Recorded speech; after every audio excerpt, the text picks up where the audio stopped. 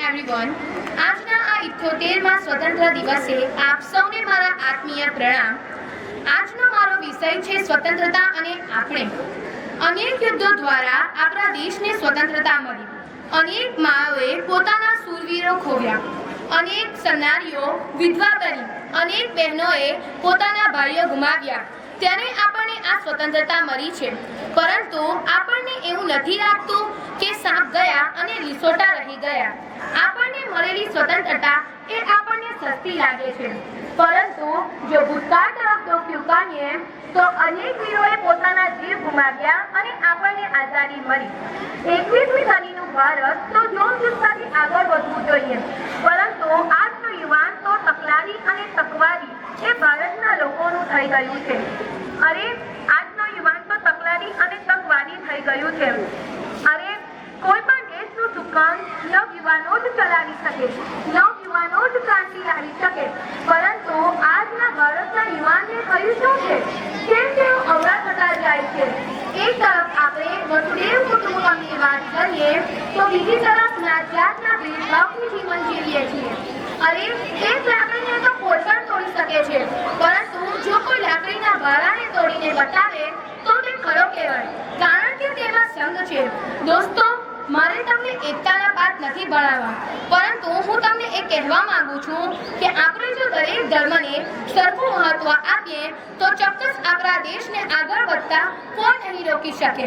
આજના ટેકનિકલ યુગમાં આપણે સારી શિક્ષા મેળવીને દેશને ઉજાગર કરીશું અને અવશ્ય આપણે આપણા દેશને ઉચ્ચ કોટી તરફ લઈ જઈશું।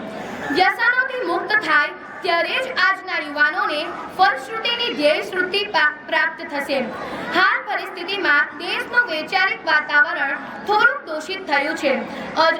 અરાજકતા ફેલાવનાર અને વિમનસ્થ ઊભું કરનાર તત્વોથી યુવાનો તમારે થોડુંક ચેતીને રહેવું પડશે, તો જ તમને સાચી આઝાદીનો અનુભવ થશે। તેથી મને અહીંયા એક કાવ્યપંક્તિ કહેવાનું મન થાય છે।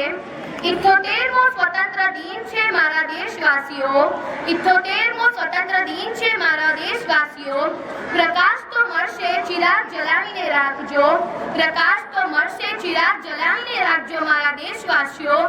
લોહી આપીને આ દેશની રક્ષા કરી છે દેશવાસીઓ, તેઓ મારા હિન્દુસ્તાનને કોઈની નજર ન લાગે તેનું ધ્યાન રાખજો મારા દેશવાસીઓ। ચાલો આપણે બધા જ ભારતવાસીઓ હળીમળીને દેશને અખંડ બનાવીએ। દેશમાં ઊભા થયેલા નાત જાતના ભેદભાવને ભૂલીને આપણે એક હિન્દુસ્તાની છે એવી સાચી ભાવના રાખીને હૃદયમાં જગાવીએ અને દેશને તરક્કીની તરફ લઈ જઈએ। દેશને ઉજ્જવળ ભવિષ્ય આપણે ચિંતા કરવી પડશે। આજે દુનિયાને યુદ્ધની જરૂર નથી, પરંતુ બુદ્ધની જરૂર છે। આજે વિશ્વના દેશોએ શાંતિ સ્થાપવાની જરૂર છે। આપણો દેશ ભારત એ 65% યુવાન વસ્તી ધરાવે છે। અંતે હું એટલું કહીશ, મારા વક્તવ્યને પૂર્ણ વિરામ આપીશ। ઉઠો, જાગો અને ધ્યેય પ્રાપ્તિ સુધી મંડ્યા રહો, ઉઠો, જાગો અને ધ્યેય પ્રાપ્તિ સુધી મંડ્યા રહો। અંતે આપણે આપણી ખરી દેશ ભાવના પ્રગટ કરી દેશને ઉચ્ચ સ્થાને લઈ જઈશું। અસ્તુ।